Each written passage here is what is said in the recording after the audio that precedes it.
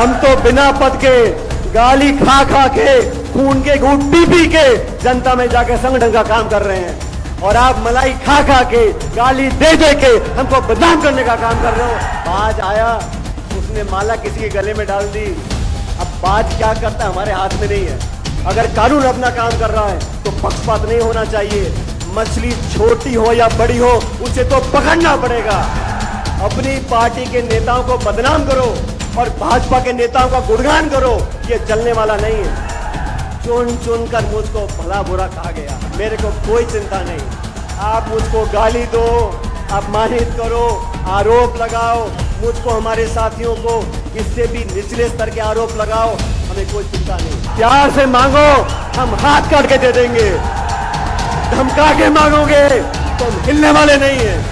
मैंने चिट्ठी लिखी, बार बार लिखी, आवेदन किया, आग्रह किया, निवेदन किया, कार्रवाई हुई नहीं। मैंने अनशन किया, कार्रवाई हुई नहीं। हमने जन संघर्ष यात्रा निकाली, मैं उम्मीद करता हूं कार्रवाई होगी।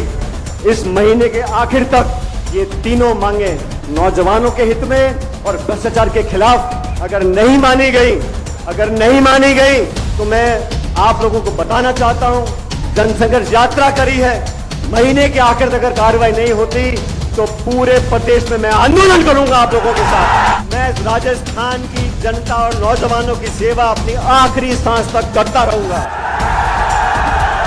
और मैं डरने वाला नहीं हूं। आपको बताना चाहता हूं क्या परिस्थितियां पैदा हुई, राजस्थान में क्या घटनाक्रम पैदा हुआ, जिसको लेकर इस यात्रा को हमने निकाला। आप सब जानते हो, जब 2013 में हमारी सरकार राजस्थान से हटी थी, उस समय 200 में से कांग्रेस के मात्र 21 विधायक रह गए थे। उस समय सोनिया गांधी जी, राहुल गांधी जी ने, मैं केंद्र सरकार का मंत्री था, मुझे जिम्मेदारी दी कि राजस्थान में पार्टी का बहुत बुरा हाल हो गया, आपको जाके पार्टी का अध्यक्ष बनना है। और इतिहास गवाह है, मंच पर तमाम हमारे साथी बैठे हैं, आप सब ने देखा 2013 से 18 तक हमने खून पसीना बहाकर सब साथियों ने, सब वरिष्ठ नेताओं ने, कार्यकर्ताओं ने एकजुटता का परिचय दिया और 2018 तक हम लोगों ने मेहनत करी। इन 5 सालों में हमने वसुंधरा जी की सरकार, जो भाजपा की सरकार थी, उसका विरोध किया, कड़ा विरोध किया, नीतियों के आधार पर, शासन के आधार पर, प्रोग्राम के आधार पर और भ्रष्टाचार के आधार पर।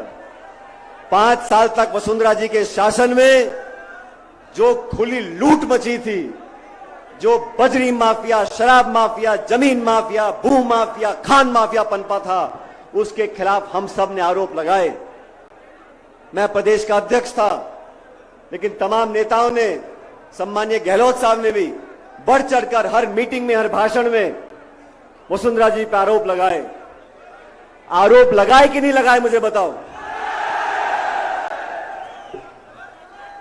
जब सरकार हमारी बनी, अभी हेमराम चौधरी साहब बता रहे थे, बाज आया, उसने माला किसी के गले में डाल दी।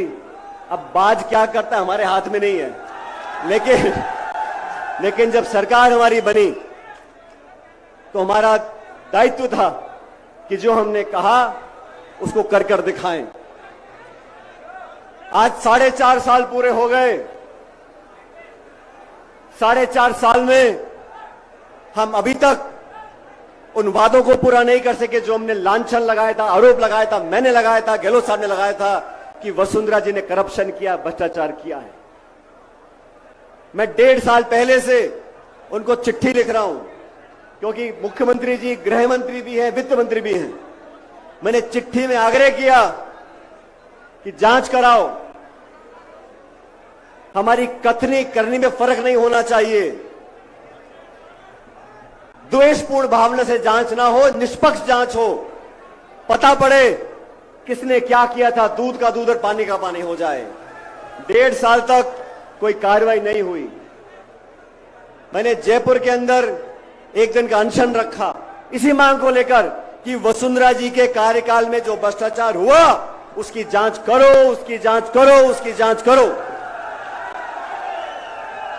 1 महीने तक कुछ नहीं हुआ। उसके बाद 9 तारीख को मुझे लगा अनशन से पार नहीं पड़ी, हमें जनता के बीच जाना चाहिए। और ये भ्रष्टाचार ऐसा मुद्दा है साथियों, दोस्तों, ये समाज को दीमक की तरह खा रहा है। अभी मन से बात कर रहे थे, नौजवानों का भविष्य अगर अंधकार में है, अगर पेपर लीक होता है तो करप्शन की वजह से होता है, भ्रष्टाचार की वजह से होता है। हम लोगों को करारा प्रहार करना पड़ेगा, भ्रष्टाचार को समाप्त करना पड़ेगा। और जो धारणा बनी हुई है कि 5 साल भाजपा 5 साल कांग्रेस, इस धारणा को तोड़ने के लिए हमें दुनिया को दिखाना पड़ेगा कि हम जो कहते हैं वो कर कर दिखाते हैं। 11 तारीख को अजमेर आरपीएससी का केंद्र है, माध्यमिक शिक्षा बोर्ड का केंद्र है। वहां पर पेपर बनते हैं, वहां से शिक्षा परीक्षा होती है, इंटरव्यू होते हैं, नौकरियां लगती हैं। इसलिए अजमेर जो वहां से 125 किलोमीटर दूर है, वहां से मैंने यात्रा शुरू करी। मुझे कुछ पत्रकारों ने बोला, यात्रा कर रहे हो, गर्मी बहुत है, मई का महीना है, बहुत पीड़ा होगी, 4-5 दिन धूप में चलोगे, बहुत दुख होगा, बहुत पीड़ा होगी। मैंने उनको कहा, हम और आप अगर 3-5 दिन इस चिलचिलाती धूप में चल लें, ये कोई पीड़ा नहीं है। लेकिन वो लड़का लड़की जो पढ़ लिख कर साल 2 साल मेहनत करते हैं, कोचिंग करते हैं, ट्यूशन लेते हैं और किराए के मकान में रहकर लाखों रुपया खर्च कर एग्जाम लिखने जाते हैं, वो पेपर लीक हो जाता है, उसके बाद कैंसिल हो जाता है। अरे बार बार होता है, क्यों होता है? इसकी जड़ तक जाना पड़ेगा। पेपर लीक करने वाले दलाल के किराए के मकान पर बुलडोजर चलता है, लेकिन जो कटारा को गिरफ्तार किया है उसके मकान पे क्यों नहीं चलता बुलडोजर? कानून अपना काम कर रहा है। अगर कानून अपना काम कर रहा है तो पक्षपात नहीं होना चाहिए। मछली छोटी हो या बड़ी हो, उसे तो पकड़ना पड़ेगा। गोड़ा जी के यहां पर हमने किसान सम्मेलन किया। केंद्र की सरकार ने एमएसपी पर कानून बनाने की बात करी थी, आज तक कुछ किया नहीं। ये बीजेपी वाले भी जो है, ये बहुत झूठे लोग हैं, झूठे वादे करते हैं। हमने उनको ललकारने के लिए झुंझुनू के अंदर एक आम सभा करी। वहां मैंने कहा, नागौर में इस बात को मैंने बोला, भाई ये पेपर लीक होता कैसे? ये पेपर लीक तिजोरी से निकलकर लोगों की जेब तक कैसे पहुंचता है? इसमें भ्रष्टाचार होता है। ये पूरा तंत्र, इसको बदलना पड़ेगा। तब कहा गया कि इस पेपर लीक जांच में कोई अधिकारी शामिल नहीं है, कोई नेता शामिल नहीं है। मैं पूछना चाहता हूं, जांच पूरी हुई नहीं, आप घोषणा कर रहे हो कि कोई किसी का कोई लेन देना नहीं है। अभी कटारा को आपने अरेस्ट कर लिया। ये कटारा जो सदस्य बने आरपीएससी के, किसके कहने पर बने उसका पता करना पड़ेगा। ये आसमान से तो आए नहीं है। भ्रष्टाचार का मुद्दा नौजवानों के जीवन को अंधकार में धकेल रहा है। मैं तो साथियों आपसे कहना चाहता हूं, इस यात्रा में हम निकले, इस यात्रा का जो संकल्प था जन संघर्ष यात्रा का, वो भाजपा के शासन में हुए भ्रष्टाचार की जांच कराना था। इस यात्रा का उद्देश्य नौजवानों के साथ जो धोखा होता है, जो भ्रष्टाचार होता है, उसको समाप्त करने का हमारा उद्देश्य था। मैं आप सबका धन्यवाद करना चाहता हूं। जब मैं अजमेर से निकला था, बड़ी गर्मी थी, बहुत से लोग बोलते थे हो सकता है कुछ लोग यात्रा में ना जुड़ पाएं, और मैं आप लोगों से एक सवाल पूछना चाहता हूं। आप सचमुच सच जवाब देना। यहां बहुत दूर दूर से लोग आए हैं, अलग अलग जिलों से आए हैं। आप सच बताना, क्या आपको इस जयपुर की सभा में आने के रोकने के प्रयास हुए, हां कि ना? इसके आगे मुझे कुछ बोलना नहीं है, क्योंकि यही वसुंधरा जी की सरकार में मैंने 12 से झालावाड़ 100 किलोमीटर की पदयात्रा, किसान न्याय यात्रा निकाली थी। उस समय की सरकार ने बहुत कोशिश की। कलेक्टर, एसपी, बीडीओ, तहसीलदार, पटवारी, मास्टर, पूरे सरकार का महकमा लग गया था लोगों को रोकने के लिए। लोग रुके नहीं, किसान यात्रा हुई और उस सरकार को हमारे किसानों की मांग को मांगना पड़ा।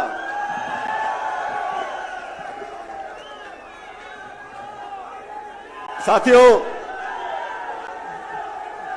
हमारा जनसंघर्ष किसी नेता के खिलाफ नहीं है।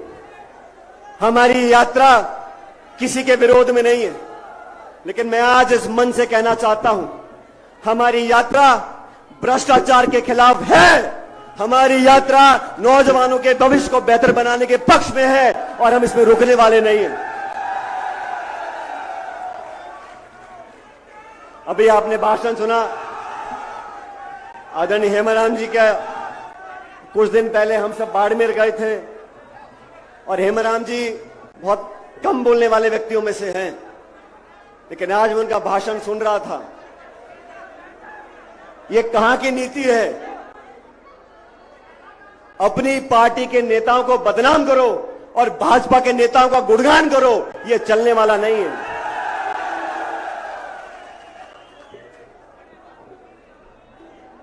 सत्ता में जब लोग आते हैं तो कोई व्यक्ति नहीं आता, शासक बैठता है कुर्सी के ऊपर। उसको तेरा मेरा करने का अधिकार नहीं, उसको पक्षपात करने का अधिकार नहीं, उसको न्याय करना पड़ेगा, कठोर निर्णय लेने पड़ेंगे।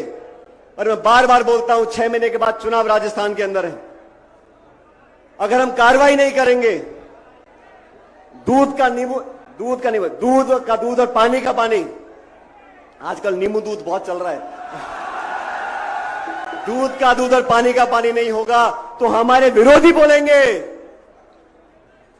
कहीं कोई गड़बड़ तो नहीं है। मैंने कभी किसी को आरोप नहीं किया, मैंने कभी किसी पे इल्जाम नहीं लगाया। और मैं आपसे पूछना चाहता हूं, मेरे मुंह से कभी किसी के खिलाफ एक बुरा शब्द निकला? मुझे बताओ। और मैं आपसे पूछना चाहता हूं, मेरे खिलाफ गाली देने में कोई कमी रखी क्या? चुन चुन कर मुझको भला बुरा कहा गया, मेरे को कोई चिंता नहीं। आप मुझको गाली दो, अपमानित करो, आरोप लगाओ, मुझको, हमारे साथियों को इससे भी निचले स्तर के आरोप लगाओ, हमें कोई चिंता नहीं। लेकिन इस लोकतंत्र में जो आज आप सब लोग बैठे हो, आप ही गणेश हो, आप ही जनार्दन हो और आपके आशीर्वाद से यहां पर लोग आगे बढ़ते हैं, पीछे आते हैं। किसी को गलतफहमी नहीं होनी चाहिए। साथियों, राजस्थान के अंदर हर साल 20 से 25 लाख नौजवान बच्चे बच्चियां 20 से 25 लाख नौजवान बच्चे बच्चियां सरकार द्वारा जो एग्जाम होते हैं वो लिखते हैं। हर बच्चा बच्ची तैयारी करता है, उसके माँ बाप पेट काट कर उसके लिए पैसा इकट्ठा करते हैं। गांव से जो बच्चा आता है जयपुर पढ़ने के लिए, वो क्या खर्चा करता है किताब में, ट्यूशन में, कोचिंग में, पैसे में, खाने पीने में, कैसे कैसे पैसा इकट्ठा वो करते हैं। लाख रुपया साल का खर्च होता होगा। लेकिन मैं कहना चाहता हूं, जिन बच्चों के पेपर कैंसिल हो गए, जिनकी उम्र निकल गई, जिनके मन में मायूसी आ गई, नौजवान के मन में अगर मायूसी आ जाएगी तो देश का भविष्य बेहतर नहीं है। ये जन संघर्ष यात्रा नौजवानों के कलेजे में आग लगाने के लिए है, उनको विश्वास दिलाने के लिए है। हमें हताश होने की जरूरत नहीं है, रास्ते निकलेंगे, भविष्य बेहतर होगा।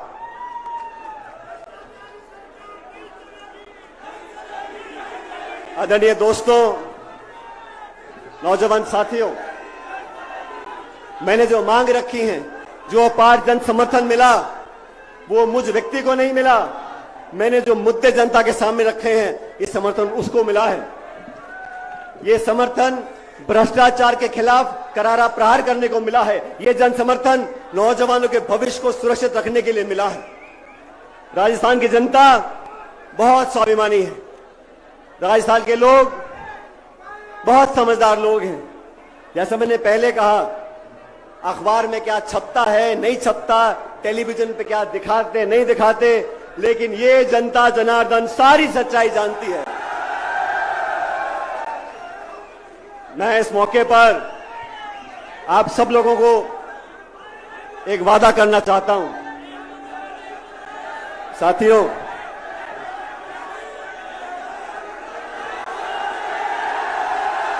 मैं आप लोगों को वादा करना चाहता हूं, मुझको और मेरे परिवार को राजनीति में 40-45 साल हो गए। अब नेट बंद करो, बिजली बंद करो, जनता बंद होने वाली नहीं है। मुकेश जी, ये नेट पेट सब फेल हो जाएंगे, चिंता मत करो। 20-22 साल से मैं राजनीति कर रहा हूं। मुझे भी बड़े बड़े मौके मिले जनता की सेवा करने का। केंद्र में, राज्य में, सांसद, विधायक, बहुत सारे पद मिले। लेकिन ये प्रदेश और देश की जनता जानती है मेरी निष्ठा, मेरी ईमानदारी और हम लोगों के काम करने के तरीके में मेरा सबसे घोर विरोधी भी उंगली नहीं उठा सकता। ये हमारी कमाई है, ये जनता का विश्वास है। इस पे तुम कितने भी आरोप लगा लो, कितनी भी चुगली कर लो, कितनी भी अफवाह फैला लो, आप लोग इन बातों को मानोगे कि नहीं मानोगे?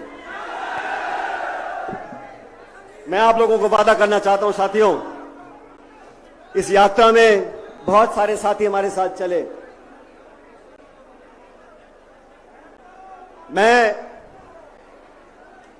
आप सबको आश्वासित भी करना चाहता हूं और वादा करना चाहता हूं अब सबके सामने, मैं किसी पद पे रहूं या ना रहूं, मैं राजस्थान की जनता और नौजवानों की सेवा अपनी आखिरी सांस तक करता रहूंगा। और मैं डरने वाला नहीं हूं, मैं दबने वाला नहीं हूं। मैं आपके लिए लड़ा हूं और लड़ता रहूंगा। ये वादा मैं खुले आसमान नीचे करके जा रहा हूं। प्यार से मांगो, हम हाथ काट के दे देंगे। धमका के मांगोगे तो हम हिलने वाले नहीं हैं। हम लोगों ने कमी नहीं छोड़ी मेहनत करने में, खून पसीना बहाने में। मेरे साथ जो हजारों लोग चले हैं, आज मैं आपको बताना चाहता हूं, आप नौजवानों के पैरों के छालों की कसम, मैं अब पीछे हटने वाला नहीं हूं। आपके साथ रहूंगा, हमेशा रहूंगा। राजनीति सिर्फ सत्ता लेने के लिए है, राजनीति सिर्फ पद पर बैठने के लिए है। नौजवान दर-दर भटकता रहे, हम सिर्फ सत्ता का सुख लेंगे, ये संभव नहीं है। जो भी कुर्बानी देनी होगी मैं देने को तैयार हूं, जो भी करना होगा मैं करने को तैयार हूं। अभी चुनाव हुआ कर्नाटक में, भारतीय जनता पार्टी की सरकार थी, कांग्रेस पार्टी ने आरोप लगाया ये 40% की भ्रष्ट सरकार है। जनता ने आरोपों को स्वीकार किया, कांग्रेस को बहुमत दिया और भाजपा को मैदान से भगा दिया। ये भ्रष्टाचार ही वो चीज है जो लोगों के दिल में गुजरती है। हमने भी किया था राजस्थान में, लेकिन अब कोई सफाई दे रहा है, दूध और नींबू। कोई कह रहा है कितनी बार बात हुई, 10 बार हुई, 15 बार बात हुई, 20 बार बात हुई। अरे मैंने तो कभी कहा ही नहीं कि मिली भगत है। मैं तो इतना कह रहा हूं कि हमने अपनी जबान से जो वादा किया लोगों के बीच में, उसको कृपया करके पूरा कर दो। जनता के बीच जाना है हमारे को 6 महीने के बाद। इतने सारे लोग यहां धूप में खड़े हैं, यहां आप लोग सच में मेरी ताकत, हम सबकी हिम्मत, और जो मंच पर लोग बैठे हैं हम सब आपके सेवक हैं। हम किसी के खिलाफ नहीं हैं, हम किसी का विरोध नहीं करते, लेकिन सच और न्याय का रास्ता, उस पर हम चलते रहेंगे। अब दोस्तों, वसुंधरा जी के ऊपर जो आरोप लगाए हम लोगों ने, उसको पूरा करने का समय आ गया। और भी वेद सोलंकी जी भाषण दे रहे थे। वेद बहुत जज्बाती व्यक्ति है, मैं वेद जी आपको बताना चाहता हूं, जिन बच्चों ने पेपर लिखे उनके पेपर कैंसिल हो गए, लीक हो गए। उन लाखों बच्चों ने अपने मां बाप के पैसों को जो खर्च किया, उनके साथ जो धोखा हुआ, उनके साथ जो नाइंसाफी हुई, अगर बच्चा मेहनत करके पेपर लिखता है और पेपर आउट हो जाता है, उस बच्चे की क्या गलती है मैं पूछना चाहता हूं। उस नौजवान ने क्या बुरा किया। इसलिए हमारी सरकार, हम लोग, ये मैं मांग करता हूं, जितने भी बच्चे हैं जो पेपर लीक से प्रभावित हैं, प्रत्येक नौजवान को आर्थिक मुआवजा देना चाहिए जो उसका खर्चा हुआ है। आरपीएससी इतनी बड़ी संस्था जयपुर में है। आरपीएससी में जो आज जो धारणा बनी हुई है कि वहां जुगाड़ चलता है, आरपीएससी में नियुक्तियां राजनीतिक दृष्टिकोण देकर की जाती हैं। किसी का भांजा, किसी का भतीजा, किसी की बीवी, किसी का घरवाला। मैं मांग करता हूं, अगर दोबारा नौजवान का विश्वास कायम करना है, एक उदाहरण प्रस्तुत करना है, तो ये आरपीएससी को बंद करो, एक नई व्यवस्था कायम करो।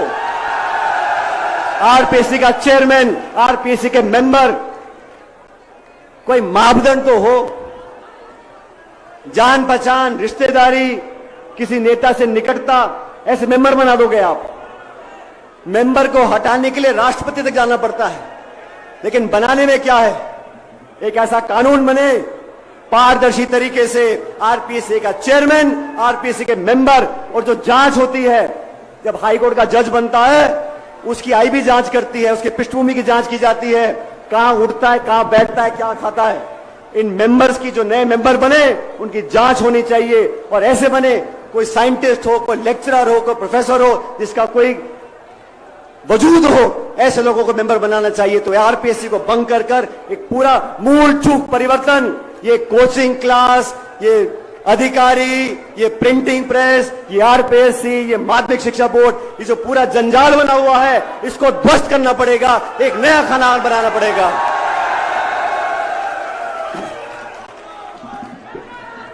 और तीसरी बात, वसुंधरा जी की सरकार के समय जो हमने आरोप लगाए थे, गहलोत साहब ने लगाए थे, हमने लगाए थे, उस पर जांच करने का समय आ गया। साथियों,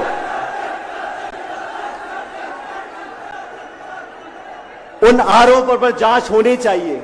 मैंने चिट्ठी लिखी, बार बार लिखी, आवेदन किया, आग्रह किया, निवेदन किया, कार्रवाई हुई नहीं।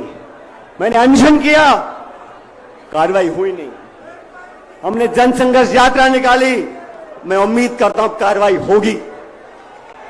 लेकिन ये तीनों बातें, आरपीएससी को भंग कर कर पूरा पुनर्गठन करें, नए कानून मापदंड बने, पारदर्शिता से लोगों का चयन हो, पहली मांग।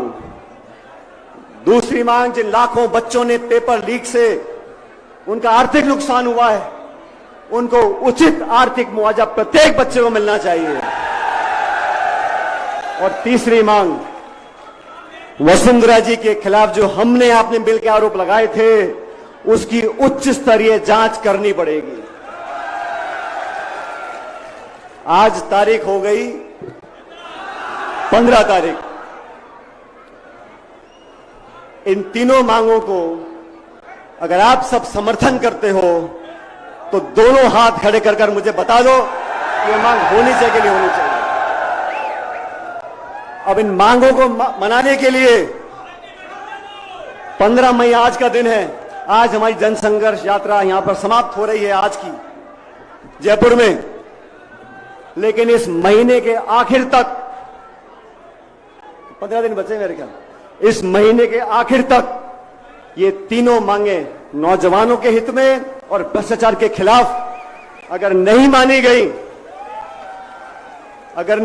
गई, तो मैं आप लोगों को बताना चाहता हूं, अभी मैंने गांधीवादी तरीके से अनशन किया है, जनसंघर्ष यात्रा करी है। महीने के आखिर तक अगर कार्रवाई नहीं होती तो पूरे प्रदेश में मैं आंदोलन करूंगा आप लोगों के साथ।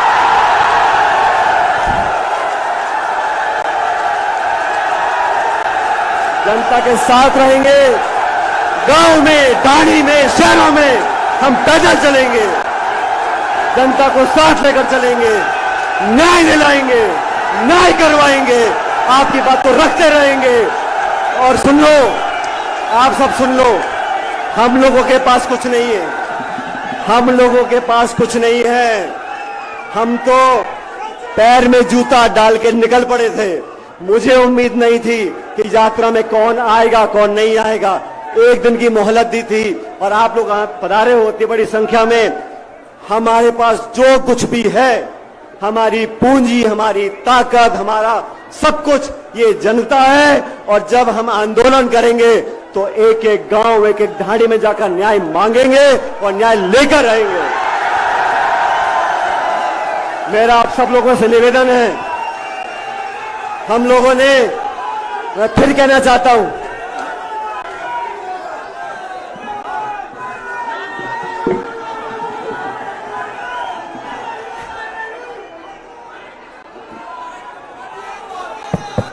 अगर 15 दिन में मांगे नहीं मानी गई तो अब याचना नहीं, रण होगा, तो बारी भीषण होगा।